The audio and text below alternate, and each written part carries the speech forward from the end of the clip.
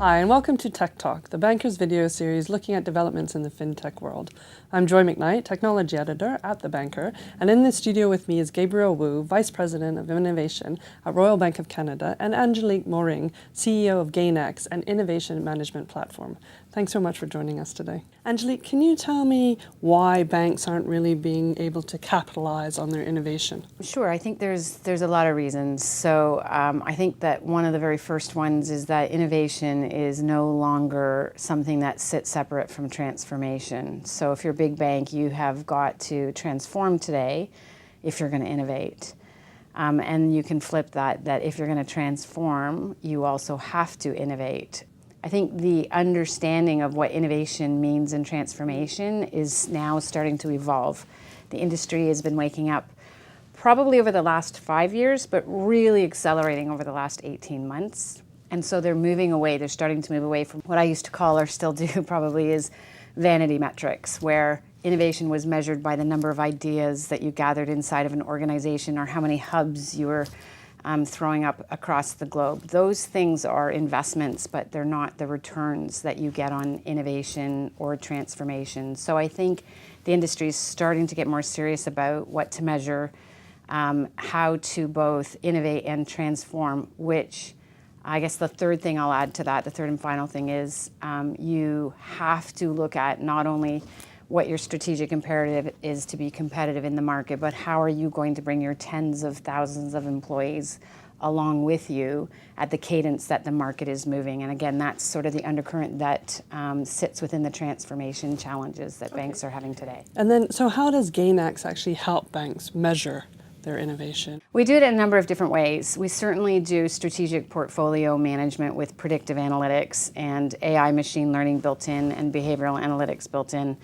It's like portfolio management on steroids. It's not meant for the business as usual projects. It's meant for only those strategic projects that are nimble, that you're spending your tens of millions or more on. Part one. The second part, which is to us and what the industry is currently telling us the holy grail, is we have the ability using AI and machine learning to map how information flows inside of a large bank. So if you say you want to be, for example, more agile or a digital bank by 2020, GainX can identify for you where that idea will get stuck in your clay layer before you spend $1 and proactively help you shake loose the clay layers so that you can be more competitive and accelerate the flow of those strategic imperatives that you're trying to grow throughout the organization. Okay, great. And Gabriel, from Royal Bank of Canada's point of view, what were some of the challenges that you were facing on your innovation journey? I think a couple of things. When it comes to innovation, particularly within a large bank like RBC, 150 years old, the capabilities that you need to transform and to innovate are quite different than what we've been used to, and that, the capabilities that have led us to a very successful history. So traditional human resource management, traditional technology, those are very different types of capabilities than the ones that we need. So, I think number one is, being able to bring on the type of talent as well as the kind of organization and culture that's required for us to be able to innovate at the pace that disruptors or, fintechs can today. So I would say that's number one. And then secondly, really from the perspective of, a large bank like RBC, we're very diversified. We have big businesses in retail, banking, wealth management, capital markets, wholesale businesses and so forth. It's about prioritization. And where do we deploy our best talent and our resources to get sort of the most bang for our investments, if you will. Because all the areas are being disrupted, or there's opportunity really to innovate across all the different types of businesses that we're in.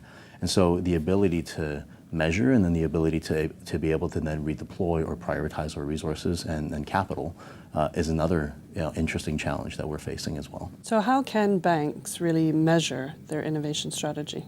Some of the interesting ways that we look at it is not necessarily on an immediate financial impact, but it could be things like client experience and client satisfaction. A lot of what we're doing today is about making the experience that our clients go through more seamless, more personal, easier. And then in the sort of wholesale and business world, it's about leveraging technology, leveraging new tools to help our clients achieve their goals. depending on really the type of business that they're in. Is it about making their banking experience easier? Is it about helping them deploy their capital in a more efficient way? So those are some of the output measures that we would look at as sort of success metrics for the type of innovation work that we do. Okay. My last question to both of you is really, how do you think artificial intelligence and machine learning is really going to change banking as we know it today?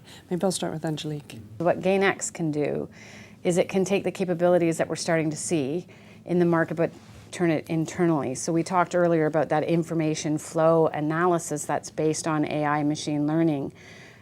We can also help large organizations tackle that challenge that Gabriel had just been talking about, but what talent and where, from an archetype perspective, from how many data scientists do I need, what if I hire 20 new data scientists here, or 100 UX people over there, and be able to start predicting what you need for your current portfolio challenges, as well as where your gaps are going to be in the next 3, 5, and even 10 years. So that ability to use AI and machine learning for the internal awareness inside of large organizations is new to the market. Okay, and Gabriel? Yeah, I mean, so certainly agree with what Angelique said about using that internally in large companies and banks, would be one of those. I think the use of AI and machine learning and data we're just barely scratching the surface right now.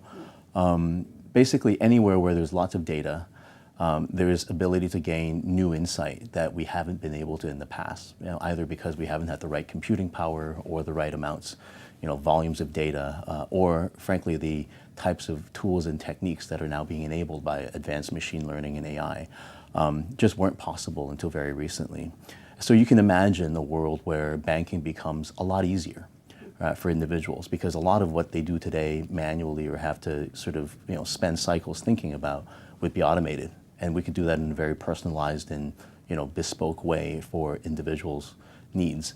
And again, when it comes to sort of larger companies and larger businesses, the ability to make better sense of their data, understanding how they can serve their customers better, how they can deploy their own resources better and more efficiently, will be all the kinds of advances that AI is going to enable. Excellent. Thank you so much for coming in today. Thank you. Thank you.